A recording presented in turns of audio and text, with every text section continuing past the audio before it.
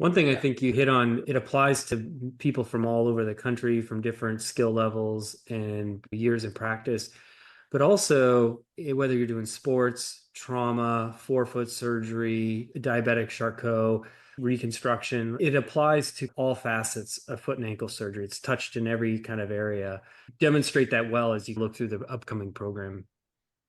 Yeah, I think that's the nice thing about having a whole day that we can focus. When we sat down to build out the agenda, we really wanted to make sure we covered all those bases, that it wasn't just focused on the forefoot because bunion's a hot topic right now. We wanted to make sure it really covered everything.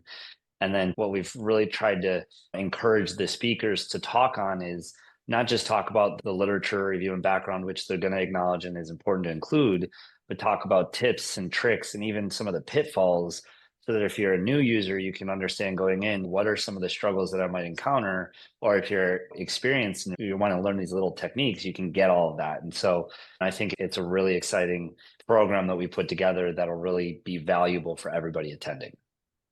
And I think, Nick, to just parlay off what John said, is that as this field evolves, there's a lot, especially, for example, me and Kaplan, we do so much MIS, it's the majority of our practice, but there are certain things various people specialize in, whether it's an arthroscopic Boston repair or more sports related MIS, or Chris Miller does a ton of Charcot MIS. And so to bring these people in to really focus on all these areas of foot and ankle, like you said, Charcot, trauma, sports, forefoot fusions, deformity correction. We brought in all these people who really are experts in some of these areas to give their tips and tricks, their failures,